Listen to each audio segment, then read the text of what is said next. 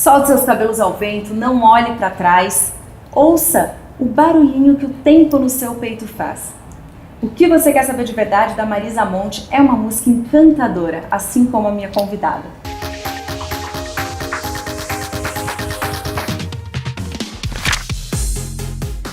Olha, eu tô há mais ou menos 1 hora com a minha convidada aqui já conversando e eu já me sinto mais magra. Você vê que coisa? Porque eu tô com a Maíra Cardi aqui comigo. Mas olha, a última coisa que a gente foi falar, na verdade, foi da questão de emagrecer de fato, né? Com certeza. E, na verdade, é muito interessante essa questão de emagrecer. Hoje em dia as pessoas, obviamente, me têm como referência. Tem o lado bom e tem o lado ruim. Tipo, nem se eu quiser comer uma porcaria, não tem como. No avião mesmo, a aeromoça, quando ela vai entregar a negocinho pra mim, ela só entrega a fruta. Fala, o resto você não pode. Já sabem isso. E é bacana isso que você falou, porque realmente é o que menos importa, né? O meu trabalho por trás do corpinho bonitinho tem uma outra grandiosidade. Você sabe que a minha primeira pergunta não era a ver com isso, com emagrecer, mas a gente conversando aqui, gente, é muito verdade isso que eu falei. Eu tô há 1 hora mais ou menos aqui com ela e eu estou louca com essas coisas de dieta, de querer emagrecer e tal. Não sou psica na coisa, sabe? Mas Sim. assim, eu vivo tentando manter e tal. Pra mim não é... Minha genética não é da mais fácil do mundo pra manter, mas tem outras vantagens. Mas enfim... E eu conversando com você, eu falei, nossa, até montarem lá tudo, eu vou tirar todas as minhas dúvidas, eu vou falar de alimentação. Não falamos em nenhum momento disso, a gente falou muito mais das questões psicológicas da coisa toda, né? Exatamente. E eu achei extremamente interessante. E você transita pelo meio artístico e é muito interessante as coisas que você tem para falar sobre o meio artístico especificamente, porque é um meio onde a nossa cabeça, né, muda muito, a cabeça do artista é diferente de outros trabalhos que não são artísticos, e queria que você falasse um pouco disso que a gente estava conversando, porque eu achei interessante demais. Eu acho que um dos motivos que me interessou por trabalhar, e eu vou juntar uma coisa na outra, com o emagrecimento, é porque tem uma coisa muito além do corpo. Tudo bem, você tá acima do peso, mas não é normal estar acima do peso e não conseguir controlar o impulso, a vontade de comer, a compulsão. É uma maneira de se machucar. E o que tem atrás disso? Por que você está se machucando? Eu me interesso muito, eu estudo muito psicologia, eu tenho as minhas coaches de terapia, até mesmo para cuidar do meu paciente, eu tenho que estar, né, com a cabeça plena, com a cabeça boa. E aí eu comecei a me interessar cada vez mais pelo ser humano, porque o que tem escondido atrás dessa compulsão? Que buraco ele está tentando tampar com tanta comida assim? E aí, como eu sou artista e vivo, né, tem esses dois lados, vivo muito nova nesse meio, eu sei que as pessoas se desconectam com a realidade, o mundo artístico é um mundo muito diferente do cotidiano, e as pessoas realmente não têm ideia, só tem ideia quem vive. Você vai perdendo a noção da realidade do mundo, do outro mundo. E às vezes a pessoa até mais próxima de você, eu vejo casos assim, conheço também vários artistas, então eu vejo que às vezes até o seu pai e sua mãe, que era para ser sua também referência, perde. passa a não ser sua referência e você trata eles até de outra forma. Isso acontece muito também, eu vejo, e é triste, né, de ver assim o algumas dinheiro, coisas. o poder, tudo isso dá um empoderamento no ego e uma falta de realidade que, se não tiver alguém para te voltar, ou se você não se forçar a voltar para a realidade, você se perde. Se eu te deixar num lugar fedido, no começo você vai sentir fedor. Daqui 3, 4 dias você não sente mais fedor. Você se acostuma com aquele cheiro horrível. E o mundo artístico, ele deve ser lapidado e deve ser olhado o tempo inteiro, para que as pessoas não percam a referência. E aí, quando eu comecei a trabalhar com essa parte da alimentação, eu vi a necessidade de trabalhar dentro desse meio artístico dobrado. Porque se tem muita compulsividade com a comida... É normal entre os artistas, especificamente, ter mais compulsividade na alimentação? Lógico, porque os problemas são maiores, os buracos são maiores. Aí as pessoas devem estar falando, nossa, tá falando que artista tem mais problema que gente normal. a quantidade, a demanda de coisas que acontecem na vida de um artista é muito maior do que de uma pessoa que tem rotina. E eu gosto também de colocar uma visão para quem não conhece o meio artístico, né? Que é, por exemplo, você tem seu chefe, vamos supor. Você é cobrado por o seu chefe. O artista é cobrado por todo mundo. Então tem essa questão da cobrança também. Eu acho que acima de ser cobrado por todo mundo, ele é cobrado por ele mesmo. Porque o artista ele tem que lidar com as críticas. É diferente de cobrança. O seu chefe vai te cobrar. Se todo o escritório te criticar, você não tem estrutura psicológica para isso. Então, como o artista tem que lidar com a crítica, ele mesmo se cobra. Ele é o próprio chefe, porque ele não tá afim daquilo que vai acontecer. E é impossível agradar todo mundo. Jesus não agradou todo mundo. Quando me perguntam, às vezes você não... Como é que você consegue? Você não se incomoda com a pessoa que vem na sua página e tal... Não me incomodo porque Jesus não agradou todo mundo. A gente matou o coitadinho, crucificou lá, pendurou de cabeça para baixo. Os maiores revolucionários, quando descobriram que o mundo era redondo, que existia todo um universo, toda essa galera foi queimada. Quem sou eu para achar que não vou ser criticada? Não tem como.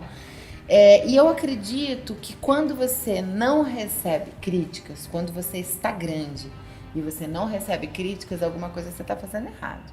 Porque, infelizmente, nós seres humanos, e eu tenho pena disso, a pessoa quando ela não consegue lidar com as próprias frustrações, ela xinga, ela precisa botar pra fora. Quando ela tá falando de você, ela tá falando dela. Em geral, as pessoas quando falam de você, falam dela. Você consegue projetar e ver no outro? Uma psicóloga falou uma vez pra mim assim, que quando algo te incomoda muito no outro, é algo que você mesmo faz. Pode olhar. E tem algumas válvulas pra a pessoa conseguir detectar isso? É muito interessante isso. Difícil enxergar que aquilo que tá me incomodando em você é que, na verdade, é a minha característica. Eu preciso de uma evolução muito grande, terapêutica, de todo um processo. Eu acho que a primeira coisa é que a pessoa precisa querer mudar. Eu não ajudo ninguém que não quer mudar, porque é impossível. Então, não é todo mundo que está preparado para mudança. Você precisa querer. Eu não consigo fazer nada. Como uma pessoa identifica que ela de fato está preparada para mudança? Porque também tem aquela pessoa que fala assim, eu quero mudar, não, eu tô disposta. E às vezes você deve passar por isso e ver que a pessoa de fato não está ainda disposta ou preparada, não sei. Como que a pessoa identifica? Ela espana, por exemplo, a pessoa que fala, eu faço de tudo para emagrecer e não consigo. Essa frase é carro-chefe de quem não faz de tudo para emagrecer e consegue. Então, se você tem essa frase dentro de você, faço de tudo para emagrecer e não consigo, só você não precisa falar pra ninguém, não confesse pra ninguém, porque isso eu sei que a pessoa sofre, né? Escreve tudo o que você fez pra emagrecer. E durante esse tudo que você fez pra emagrecer, analisa quais foram as suas janelas e suas brechas. Porque o que mais acontece dentro de um processo, tanto do emagrecimento quanto do processo terapêutico, é a pessoa falar, eu já fiz de tudo. Só que dentro desse já fiz de tudo, ela abre várias janelas e várias exceções. Por exemplo, tô namorando você. Eu sou infiel. Eu não sei mais o que fazer. Eu não consigo ficar fiel com você. Eu tento, mas eu não consigo. Aí daqui a pouco eu tô lá no meu celular buscando gente. Ou buscando foto pra eu curtir. Então você tem que se ligar nas suas atitudes. E essas atitudes que você falou de janela são exatamente aquelas que não olham. Não quer olhar. Não quer olhar. Por exemplo, aí que tá o problema. Eu não vou trair ela. Eu só vou dar uma olhadinha aqui no Instagram, mas eu não vou trair. Essa exceção vai te levar num lugar onde você não é capaz. E dentro disso que a gente tava conversando sobre a vida dos artistas, a primeira coisa que eu notei, apesar de, obviamente, porque eu vejo eles mais magros, não foi isso que me chamou mais a atenção. Foi o fato da forma como eles estão no trabalho e o semblante deles na televisão. Mais leve. Muito mais ali naquele local onde eles de fato estão, mais centrados. A desenvoltura no trabalho muda completamente. Eu tô falando com você que eu fico arrepiada pelo trabalho bonito que você Obrigada. faz mesmo, que é muito além Do emagrecer, do né? emagrecer. E falar assim, parece, mas buscaram para emagrecer e tal. Às vezes pode até buscar Sim. primeiro momento para emagrecer e não tem nem ideia do quanto isso vai trazer de benefício. Isso é uma coisa que eu sempre busco fazer no tempo do cliente, porque de fato tem clientes que me buscam para emagrecer e eles não têm noção que precisam de uma outra coisa. E aí quando eu pego um artista que vem com esse propósito, eu quero emagrecer, e ele não tem nem noção de que ele realmente precisa de um outro preparo, eu vou devagar. Eu vou fazendo o que ele quer, ele vai emagrecendo, eu vou pegando intimidade, vou entrando mais na vida dele e eu vou mostrando pra ele coisas, porque como eu estudo psicologia, eu consigo trabalhar até um certo momento, né? E eu vou mostrando a ele coisas que são produtivas, a pessoa ganha mais dinheiro. Quando ela Todo é mundo muito acha óbvio. que o seu carro-chefe é o emagrecimento, mas você falando assim, acabo de ver que ele é uma isca para você entrar na vida da pessoa e mexer na felicidade dela e não na gordura dela. Exatamente. Na verdade, há anos atrás, eu perdi o meu pai de câncer. E quando ele descobriu que ele estava com câncer, toda a alimentação dele foi trocada por orgânico. E era para ele viver 3 meses de vida, ele acabou vivendo 3 anos a mais. Isso me abriu um horizonte de que eu deveria cuidar das pessoas para que elas pudessem viver mais. É muito desumano da minha parte, uma vez que eu escolhi trabalhar com a humanidade e ajudar a humanidade, ver um outro lado e não conseguir. E aí isso me fez querer estudar outro lado da cabeça, da mente. E hoje eu sou muito mais a mente do que o emagrecimento em si. O alimento eu acho importante, porque eu acho que nutre o cérebro, a gente vive do alimento, mas eu acho que a parte psicológica, a parte social é muito maior do que tudo isso. Então, o físico é a isca, mas a pessoa quando ela entra, a grandiosidade do que ela alcança é muito maior. Falando de equilíbrio emocional, né? Segurança emocional. Você foi mãe com 17 anos. Você acha que isso teve alguma coisa a ver para te colocar nessa situação? Não, porque 17 anos. Uma criança. Uma criança não é maior de idade. Não é maior de idade ainda. Não dirige. É a idade do meu filho. Meu filho tem 17, é um menino, é uma criança. Às vezes ele fala, eu não consigo fazer não sei o quê. Eu falei, mas com essa idade eu já tinha você, já cuidava de você. Aí ele ganha um olho. Não tem argumentos para isso, né? Fica perdido. Com certeza, o ser humano cresce na dor. Dá pra crescer na Disney? Não é possível. Ninguém cresce na Disney. Você cresce nas diferenças, você cresce no novo. E eu acredito que ser mãe mais nova, eu sofri muito. Eu tive relacionamentos horrorosos. Pelo fato de você ser mãe? Não relacionamento entre homem e mulher. O fato de eu ser mãe me deu uma certa dificuldade de me relacionar com as pessoas. Eu vivia numa geração muito mais preconceituosa. Primeiro que eu era do interior, meu pai era desembargador, então imagina, é outra cabeça. E aí depois dessa fase toda, tinha a questão da escola, você com 17 anos, mãe na escola, na minha época era preconceituoso, era coisa de menino de qualquer jeito, né? Menino da vida, né? Como minha avó era uma figura. Então a minha família era preconceituosa, o preconceito estava dentro da minha casa. Então eu passei por isso. Depois eu tive relacionamentos amorosos muito complicados. Eu sofri muito, isso que eu nunca nem falei isso, de abusos psicológicos e outros tipos, muito na minha primeira fase da vida. Eu acho que isso me ajudou a desenvolver. Eu preciso me virar aqui, porque se eu não me virar... De duas uma, eu me afundo. E durante muito tempo da minha vida, eu passei um certo tempo no lugar de vítima, sem ninguém saber, mas dentro de mim mesma, eu não encontro homens que prestam, todos os homens são dentro de mim. Nunca falava isso. Pra fora eu falava, eu sou autossuficiente, mas era uma máscara. E aí depois eu entendi com a maturidade, com os estudos, que a gente tem o que a gente busca. Se eu te bater agora, a primeira vez, a culpa é minha. Se eu te bater de novo, a culpa é tua. Eu deixei. É lógico. O outro só entra na sua vida até onde você permite. Exatamente. Se você me der um grito, eu vou dar outro com você. Então, muitas coisas que a gente passa, tipo, eu fui muito traída. Aí eu achava que todos os homens traíam, que a culpa era dos homens. A culpa não é dos homens. A culpa é nossa. E aí tem mulher agora que nesse momento vai se revoltar, quer bater na minha cara. Como assim? Vou falar que a gente é traída, a culpa é nossa. Sim, porque você permite. Meu pai me ensinou uma coisa, nós somos responsáveis por aquilo na nossa vida, tanto de bom quanto de ruim. Tudo. Então a gente que abre a porta da nossa casa, então só Exatamente. entra quem a gente quer. Exatamente. Não entra alguém da rua, sobe e tá aqui na minha sala, na minha Exatamente. casa, né? Não acontece isso, Não na acontece. nossa vida é a mesma coisa, eu vejo. E tem um outro lado que é dentro de um relacionamento, as pessoas tendem a mentir para agradar o outro inicialmente. Então, por exemplo, um exemplo idiota, tá? Casei com você. Aí eu vou usar minha lingerie mais bonita, meu perfume mais bonito. Aí você vai falar, nossa, eu adoro esporte. Eu vou falar, nossa, eu também amo esporte. Adoro pular de avião, tal, esporte radical. Aí você vai falar, nossa, eu adoro cozinhar. Nossa, eu também amo cozinhar. Dá 3 meses, eu não sustento essa mentira. Aí você vai falar, vamos pular de avião? Não, tenho medo. Oxi, mas como assim? Aí eu vou estar com a minha calcinha bege, com a minha blusa furada política. Aí você vai falar, nossa, mas eu gostava dela mais arrumada. E aí eu vou falar, nossa, que filha da puta, me traiu. Você me traiu? Ou eu menti pra você que eu era uma coisa e agora eu não tô te entregando o que eu vendi? Eu acompanho você nas redes sociais, eu vejo como é a sua rotina agitada, e vai para um lado, vai para outro, e mora, eu não sei onde ela mora, porque ela mora em todos os lugares ao mesmo tempo, não sei como. E fala muito sobre o empoderamento feminino, né, hoje. Você considera que esse perfil de mulher, a mulher moderna, porque antigamente a mulher era vista mais... As tarefas da mulher eram associadas às tarefas de casa, domésticas. Sim. E hoje as tarefas da mulher, principalmente agora com debates que tem e tudo mais, elas são iguais às do homem, né?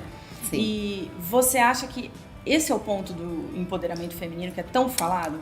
Olha, eu acho muito complicado essa coisa do empoderamento feminino, porque grande parte das mulheres acabaram somatizando. E eu estou incluída agora que eu virei minha chave para mudar isso. Mas até outro dia eu estava incluída. As mulheres achavam, eu também achava, que você tinha que fazer tudo de mulher, ser mãe, levar pra escola, fazer comida, limpar a casa, e trabalhar. Mas nem ninja. Dá pra fazer? Dá, mas isso custa vida. Isso custa sanidade mental, isso custa felicidade, isso custa tempo. Isso não é viável. Então eu acho que teve um erro. A gente quer ser igual, então a gente quer ser igual. A gente quer ser igual, a gente quer dividir conta. Porque também mulher quer ser igual, mas ela não quer pagar a conta do jantar. Ela não quer pagar viagem. É igual. Mas aí o homem também tem que ser parceiro. Ele tem que cuidar do filho igual, ele tem que levantar pra dar mamar igual. Então, ou é igual ou não é. Meu filho tem 17 anos. É uma coisa que eu nunca imaginei na vida ter de novo. Porque não tinha porquê, o meu tá com 17. Eu já sou uma mulher independente, estou no auge da minha carreira, amo trabalhar, não tem como eu parar agora, ter filho, tal. Aí conheci o Arthur, que é um menino novo, tá que cheio deve de querer sonhos, ser pai. o sonho da vida dele é ser pai. Ai, meu Deus. E Aí destruiu todos os seus planejamentos de não. Primeiro dia, ele falou, meu sonho é ser pai. Primeiro dia, eu falei, nunca terei um filho. Foi exatamente assim, na nossa primeira conversa. Minha boca. Aí depois de um tempo, eu percebi que seria muito injusto da minha parte. Você não pode destruir o sonho de uma pessoa. E se eu tava a fim de passar o resto da vida inicialmente, porque ninguém quando se junta alguém fala, vou passar um tempo ali, depois eu dou uma trocada. Pode ser que não dê certo. Maravilhoso. Depois eu dou uma trocada. Não, você sempre acha que vai passar o resto da vida. Pode ser que não dê, como pode ser que dê, mas a intenção é essa. Então eu não poderia podar esse sonho dele. Mas eu fiquei assim com aquela agonia. Eu falei, ai meu Deus, eu vou viver o sonho pra ele. Tudo bem, não é justo, mas será que é isso que eu quero? Com o dia a dia, eu fui percebendo que ele participa desse universo da divisão. É legal que você consiga arrumar um parceiro que queira dividir, mas aí é dividir tudo também. Eu abordei essa questão do empoderamento feminino, estar atrelado à mulher partir para o mercado de trabalho da forma que ela anda hoje em dia, porque é complicado querer definir o que é o empoderamento feminino. Então quer dizer que a mulher que faz a opção, a escolha de continuar com o perfil de dona de casa, ou seja, as tarefas dela são atreladas à sua casa, à sua família, e não partir para o mercado de trabalho, ela não é uma mulher empoderada, né? Aí é que tá também, é uma questão de escolha, como eu te falei, a questão do emagrecimento. Existem pessoas que querem comer. Pô, se a mulher, ela gosta de ser dona de casa, ela gosta de cuidar dos filhos, ela não quer trabalhar, e ela encontrou uma pessoa que quer, ótimo. Isso também é ser uma mulher empoderada, porque é difícil para um... Serviço de casa não é reconhecido. É muito difícil você cuidar dos filhos, você dar banho, você fazer comida, você levar na escola. É exaustivo. Então, se uma mulher decidiu fazer isso 100%, ela merece muitos parabéns. Nessas suas passagens pela vida das pessoas, tem alguma história que te marcou bastante? Tem uma cliente minha que emagreceu 60 quilos. E o que levou ela, o que motivou foi a dor, que é o mais fácil, né? O mais fácil em termos assim, é mais difícil, só que é o mais 100% que vai ser duradouro. O irmão dela foi muito estúpido, preciso, né?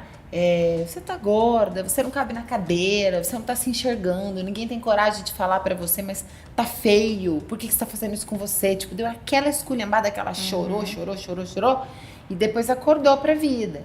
E hoje ela olha as fotos dela e fala, cara, por que eu fiz isso comigo? Por que eu não vi? Algumas pessoas, elas ficam um pouco chateadas quando fala dessa coisa da gordura. Às vezes eu faço algum post elogiando a cliente e eu falo que ela descobriu a felicidade e tal. E aí a pessoa fala, quer dizer que gordo não é feliz? Essa frase já tá mostrando que não é. Esse ódio que tá... quer dizer que eu sou feliz? Por que você tá falando assim? Para se analisar. Tem alguma coisa escondida ali atrás. Se você é feliz realmente, você não se incomoda de ser chamado de gordinho. Se você se aceita que você é gordinho, tá tudo certo. Agora, se alguém diz que você é gordo e você se incomoda, então você não tá sendo feliz com aquilo. E aí que tá errado. O problema não é ser gordo. O problema é o que tem atrás da gordura. Por que você tá fazendo isso com o teu próprio corpo? E aí, quando você descobre, e quando você aceita, quando você olha, é muito engrandecedor você fazer parte desse processo todo. A pessoa realmente fala, nossa, eu sou feliz, eu sou plena. É muito gostoso. Queria que você me indicasse o Instagram, porque eu gosto de seguir e aproveitar aquilo que você curte no seu dia a dia, que te inspira, ou escolhe o que você quiser. Eu sigo alguns Instagrams de física quântica bem bacanas. Tem um aqui que eu gosto que eles postam algumas coisas bem legais. Quântica, _, espiritualidade. Quântica, _, espiritualidade. Eu gosto muito. Eu gosto tudo que me deixe centrada. Tem um outro que é a vida quântica. Também é bem legal. Tudo que me deixa bem... Tudo que me deixa centrada, que me faz conectar comigo mesma, que me faz ver coisas que eu nunca vi. Uma dica que eu dou para as pessoas: nunca durma sem aprender nada. Nunca, um único dia da sua vida. A gente está aqui para aprender, para viver. Então, antes de dormir, eu sempre procuro pensar o que eu aprendi hoje de diferente. Não precisa ser uma coisa física. Extraordinária, não. Né? Para finalizar, queria que você destacasse o trecho de alguma música que você gosta. Eu gosto de muitas músicas. Eu amo aquela Pagu da Maria Rita. Maria Rita é maravilhosa, né? Eu acho que ela é muito expressiva. Tudo que ela faz é com a alma. Ela dança com a alma, ela fala com os olhos. Vamos pensar numa música específica dela. Pergunta difícil. Aliás, você só faz pergunta diferente, né? Acho que tá difícil, mas eu gosto. É que são muitas músicas que eu gosto muito. Beatriz, pode ser a música Beatriz? Pode. Se ela dança no arranha-céu e se os pagantes exigirem bis. Tem a ver com a nossa conversa. É a música de uma mulher, se vocês puderem, procurem essa letra, que tá o tempo inteiro numa busca de agradar todo mundo, e nessa de agradar todo mundo ela pode encontrar a própria desgraça e as pessoas pedirem mais. E aí, como é que fica? E aí a música vem em torno disso, que é essa frase. Muito bem, adorei. Se for para hoje, antes de dormir, ver quais ensinamentos, foram vários. Dá para fazer uma listinha e o espelho de casa vai ter que ser grande. Obrigada. Que bom, obrigada a você. Mesmo. Foi um prazer. Você é ótima, viu? Boa sorte. Obrigada.